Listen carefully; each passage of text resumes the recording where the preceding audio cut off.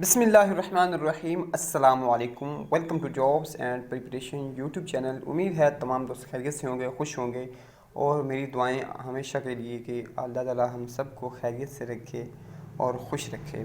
Punjab police S P U P H P drivers wireless operators میں جیسے کہ interview اس کے سٹارٹ ہیں، تو اس میں جو دوست انٹرویو دے کے آتے ہیں وہ اپنا ایکسپیرینس شیئر کرتے ہیں اور وہ کویشچن بتاتے ہیں کہ ہم سے کیا کیا پوچھا گیا تھا، جو کہ بہت زیادہ ہیلپ فل ہو سکتا ہے ان لوگوں کے لیے جو کہ ابھی جن کا انٹرویو ہونا باقی ہے۔ میں ٹرائی کرتا ہوں کہ وہ آپ کے ساتھ انفارمیشن شیئر کر دوں، تو بجائے اس کے کہ میں اپنی زبانی شیئر کروں، میں ان کی زبانی جو وہ بتاتے ہیں حالات واقعات وہ آپ کے ساتھ شیئر کرتا ہوں۔ اس سے ریلیٹڈ آج کی یہ تیسری ویڈیو ہے، آپ لوگ اس کو سنیے گا۔ اس میں جن لوگوں نے جو انٹرویو دیکھے انہوں نے اپنا ایکسپیرینس شیئر کیا ہے، امید ہے آپ کو بہت زیادہ فائدہ ہوگا۔ السلام علیکم یار، ایک بندے کا لے رہے ہیں انٹرویو، مطلب کہ پچھلی دفعہ تارا 5 والا سین نہیں ہے، باقی میجرمنٹ وغیرہ کا کوئی ایشو نہیں، کوئی نہیں کر رہا ہے۔ مطلب اگر تھوڑی گاٹا وادا ہے بھی تو گزارا کرنگے۔ تے اس تو بعد جدوں تسی انٹر ہونا 3 بندے ہیں، مطلب کہ انٹرویو لین والے پینل تو تھانوں پتہ ہی ہے۔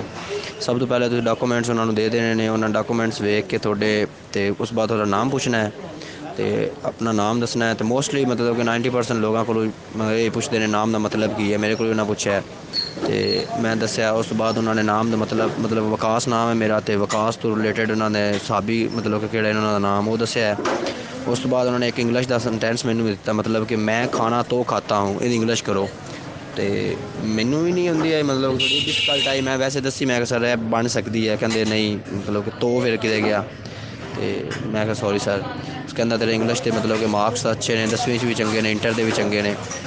تے اس تو بعد نال والے نے کویشچن کیتا کہ دوسرا تو کی کر رہے ہیں اج کل؟ میں کہا کہ میں سر بی ایس میتھ کر رہا ہاں۔ تیرا ابو کی کر رہا ہے؟ میں کہا وہ فارمر ہیں، کسان ہیں۔ تے اس بعد ربی خریف دی فصل کی ہوندی ہے؟ میں وہ دسیا بھی ربی دی ہے اس مطلب سیزن چ کاشت ہوندی ہے، اتنے کٹائی ہوندی ہے خریف دے بارے دسیا۔ پھر وہ کہندے ہن جہڑی فصل بیجی ہوئی ہے وہ کیڑی ہے؟ میں کہا فی الحال کپاس بیجی ہوئی ہے تے وہ ربی دی ہے، سوری خریف دی ہے۔ تے اس بعد کہندے کہ بنگلہ دیش دا دارالحکومت کیڑا ہے؟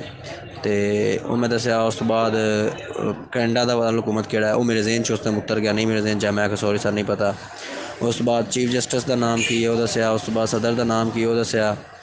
تے اس بعد اپنا اشرا مبشرہ صحابہ کرام خلفاء راشدین تو بغیر کہ کسی ایک دا نام وہ دسیا۔ پھر حضرت زید کون آن انہوں دے بارے دسیا کہ حضور صلی اللہ علیہ وسلم دے منہ بولے بیٹے آن مطلب۔ تے اس تو بعد اپنا فی الحال انہیں کہ میرے ذہن چاہ رہے ہیں کچھ 2-4 ہور بھی ویسے انہاں کیتے نے پر وہ مجھے یاد نہیں فی الحال۔ بھائی میرا 20 نمبر آئے نے یار، جڑے لڑکیاں دی لسٹ آئی نا وہ میرا 20 نمبر آئی تے باقی سارے لڑکیاں دا تو نہ کوئی 40 منٹ لایا، سارے لڑکیاں دا ڈھیر ساری لڑکیاں بھی انہاں دا انہاں جناب 1 منٹ 2 منٹ کر کٹ دے گا انہوں نے، ساڈے تے بھی 1-2 منٹ ہی لگدا گیا سارا۔